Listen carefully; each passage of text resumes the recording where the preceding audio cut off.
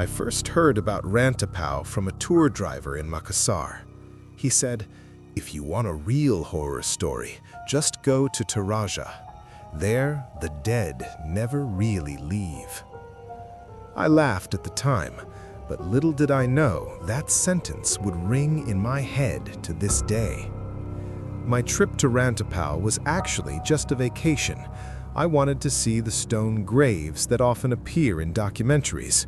High cliffs, hanging coffins, wooden statues that supposedly represent the spirits of the dead. I came alone, taking the night bus.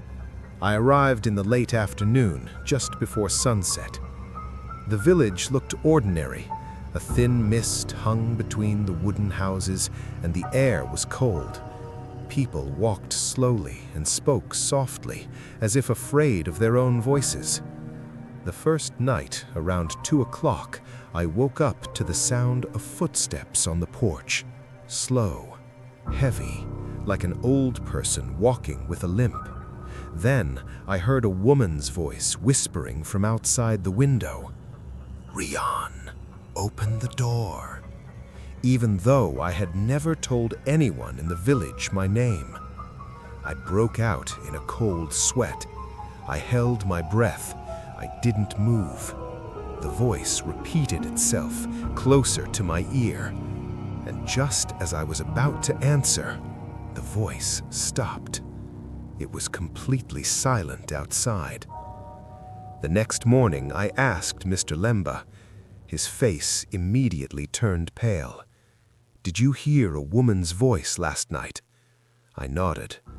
He stared at the floor for a long moment, then said quietly, "It wasn't a living person."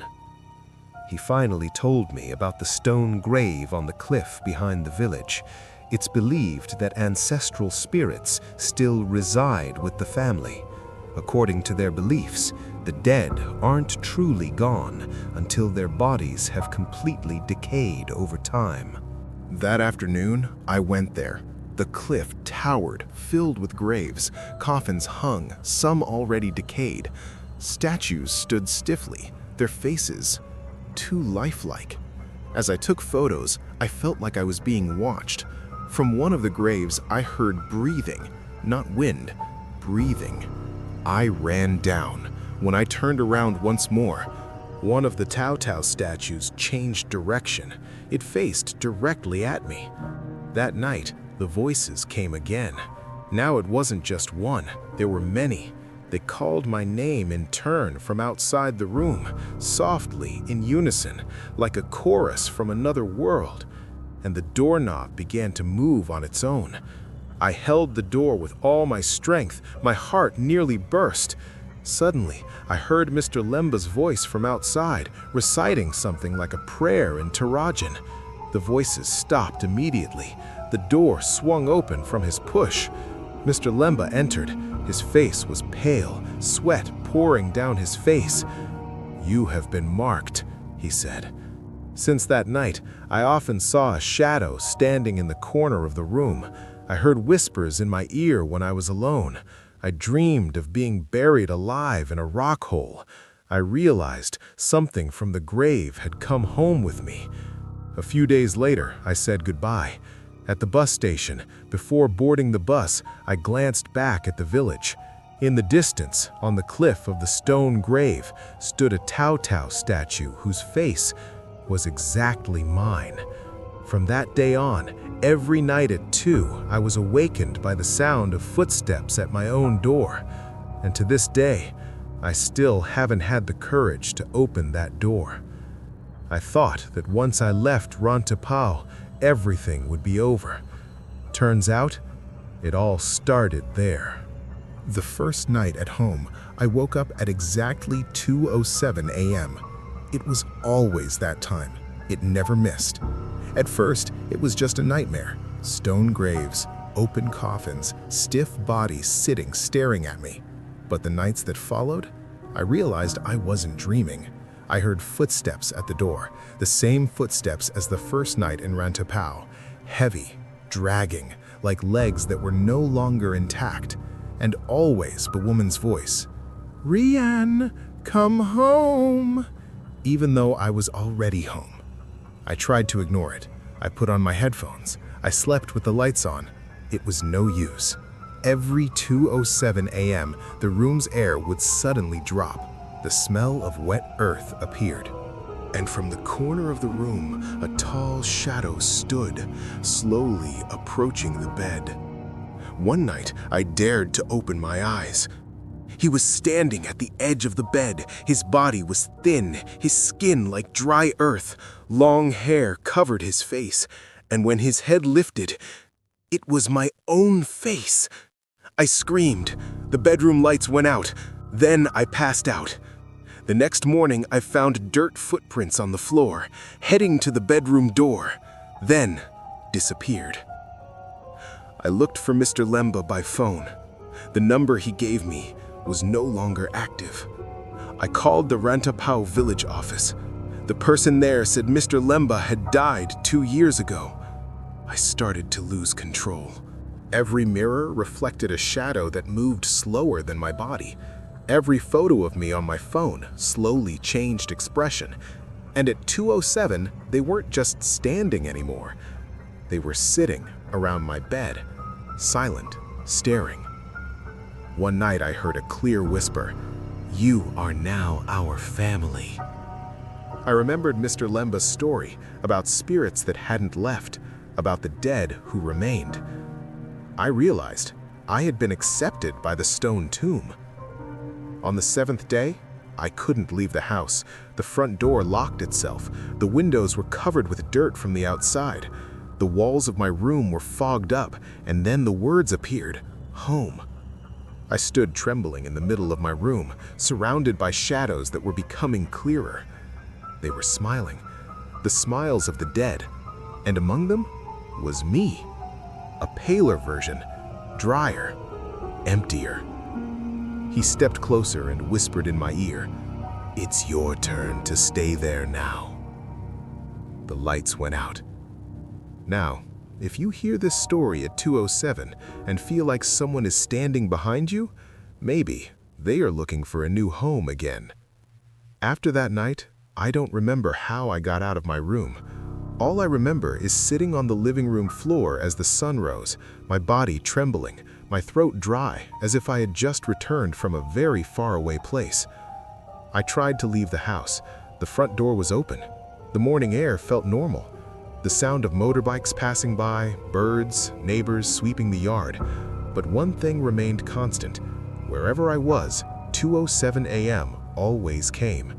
At the office, in the car, in a friend's room, and every time it happened, the sound of footsteps always sounded behind me. I started writing everything I experienced, afraid that one day I would forget who I really was, but my writing often changed on its own. The sentence I wrote that night, the next morning transformed into a strange sentence, "I'm home." One afternoon, I found a package in front of my house. There was no sender's name. It contained only one item, a miniature wooden coffin and a piece of paper. It was written in Mr. Lemba's handwriting. "Once you see your own face among them, you can't go back. All you can do is delay." I knew immediately what I had to do. I returned to Rantepao. The village was the same, but no one claimed to have seen me before. But the stone graves and the cliff were still there. But one grave looked newly carved, empty. I stood before it, and from within I heard the sound of breathing, my own breathing. I realized the grave was waiting for me. I didn't know how to stop it. But from that day on, every hour at 2:07, I sat facing the wall of my room and never looked back, because I knew if I looked back even once, I would never return to this side. Now I share my story with anyone who will listen. Maybe, as more people know, the curse will find someone else. Or maybe, now it's you who's being targeted. Look at the clock. If it's past 2:07 and you feel like you're not alone, don't look back. A few weeks after I returned from Rantepao, the disturbance began to change. It wasn't brutal terror anymore, but an invitation. Every hour at 2:07, I no longer heard many voices, just one. The voice sounded more and more like me, not from outside my room, but from inside my head. Tired, huh, of holding on? I stopped eating regularly. I stopped sleeping well. My reflection in the mirror no longer followed my movements in time. Sometimes it smiled first. Sometimes it turned in a direction I couldn't see. One night, I found my bedroom door open. In the doorway stood a figure I'd seen many times before. Me, a desiccated version. His eyes were empty like a grave. His body smelled of earth and rotting wood. He didn't attack. He didn't threaten. He simply said quietly, "I've been there too long. Now it's your turn." Then he stepped inside me. I didn't scream. I couldn't. Since that night, I've been alive. But I'm not the only one living in this body. Sometimes I wake up in places I don't remember going. Sometimes people look at me strangely and say I speak a language I don't recognize. And every day at 2:07 a.m., I always stand in front of the mirror. Because from there, he stares out through my eyes. If you hear this story and suddenly feel like there's a strange thought that isn't yours, if you start waking up at exactly the same time without knowing why, if your shadow sometimes doesn't move together, maybe it's starting to look for a new home again. And maybe this story isn't just meant to be watched, but to be continued. Subscribe now, because the next story is even scarier.